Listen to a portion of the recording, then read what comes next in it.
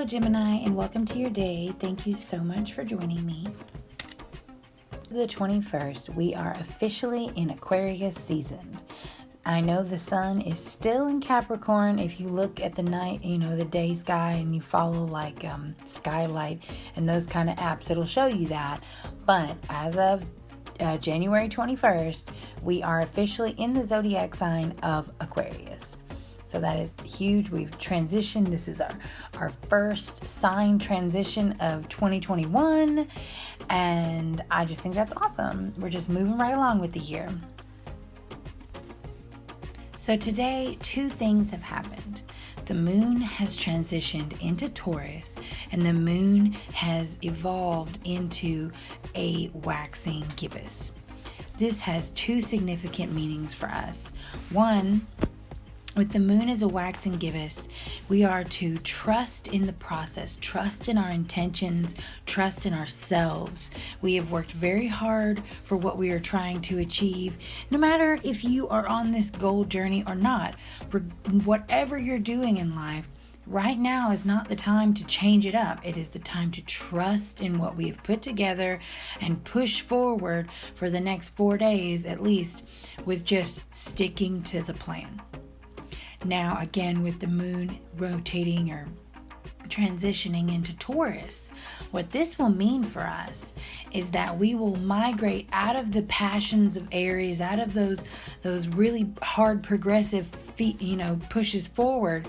But as a result, we're going to be getting this really grounded and kind of like predictable and concrete.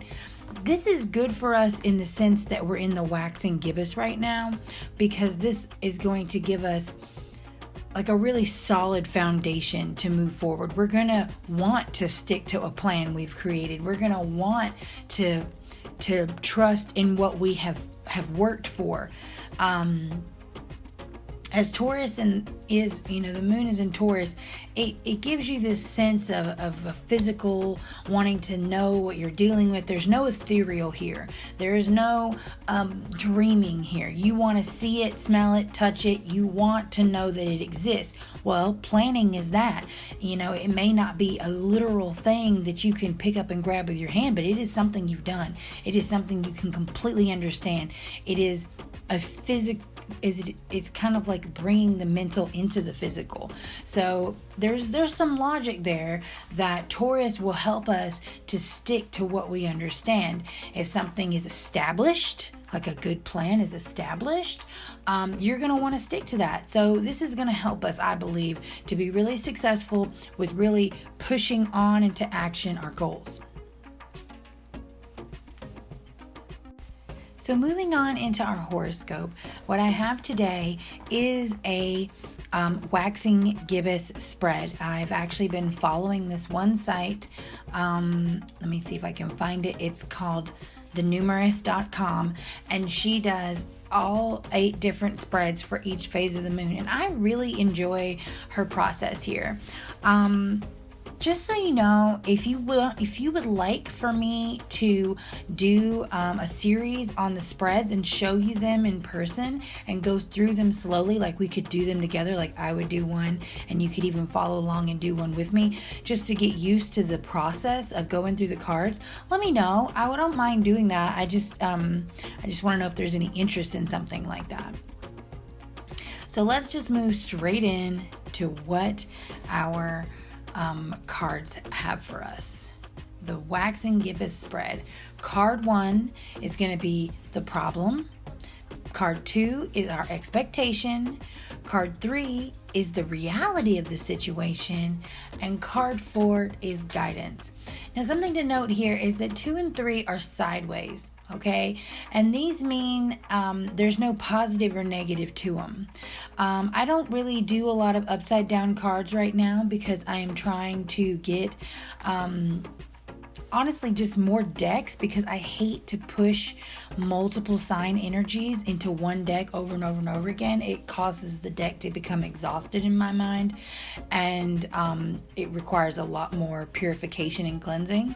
So to simplify things, I am working on getting more decks, and long term, I would like to have one deck for every sign so that the only energies in that deck are yours. But just so you know, if you're doing this on your own, card 2 and 3, those are going to be, like I said, they're going to be sideways. And anytime something is sideways, in my opinion, it indicates like it is both good and bad at the same time. It's almost like net neutral. These are things that are all energies. If something is definitely vertical, is that right? Up and down, then it has the potential to be upside down, and it has the potential to have an alternate meaning. So just keep that in mind. So let's just jump right into your reading. So jumping right into your cards, what we have for you today is the first card is your problem card, and it is the Four of Wands. This is the Lord of perfected work, as they say. So your problem card, though it may not seem very problematic, it is very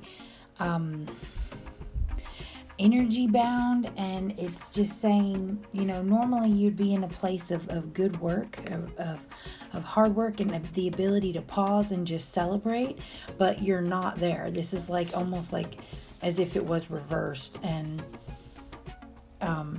you're needing to get into that place. You're not putting the right energies into it. You're not ready for any kind of relaxation right now, and maybe that's what you really, really want.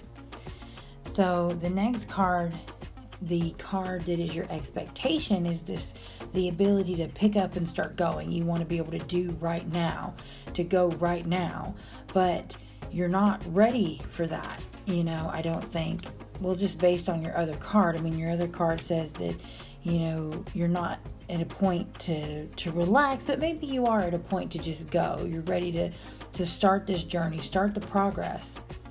Now, the reality is the Lord of loss in pleasure. So this is like the despair of emotions. So as much as you're just passionately like, let's go, emotionally, something is wrong. Something's holding you back. Something has messed up your flow, and there's not going to be this ability to just start moving because you're in this emotional block. It's like a mental block emotionally, and you're kind of just stalled, honestly. So going back to your first card, the Four of Wands, what we're striving for is to be able to celebrate. You want to celebrate the progress of where you're at, but you haven't really got there, and where you did get is clouded in just passionate despair in a way.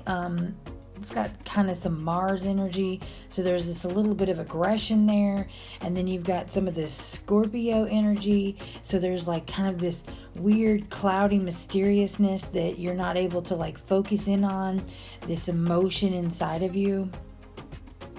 What is your guidance? Let's just find out. It is the King of Wands. So again, it has to do with passion and how to push forward, and this is a card of just long-term success, having the maturity to move forward. And I guess that's really kind of what I'm seeing is you may be in a situation of like this emotional, like, I want things to just move. I want to go. But good things come to those who wait. You can't just have it all overnight. As much as we want to, that is not a reality. We've got to put in the effort. We've got to be grounded and yet passionate. And that's what this King of Wands is. He's grounded in both the earth and fire, and he needs stability, and he needs drive. And that is what you're going to have to give yourself, is some kind of stability. Get away from the emotion. Get out of your heart. Nothing here in your heart is going to help you move forward the way you desire right now, Gemini. So make sure that you are giving yourself that just push, that fire. And And ultimately, you will be successful. It will happen, and you'll be able to celebrate and relax and rejoice the way you want to. But right now, you've got to pull yourself back into reality, out of your head, out of your heart. All right, that's all I have for you today. I don't know if this is resonating with you guys or not. If it's not, give it to another Gemini.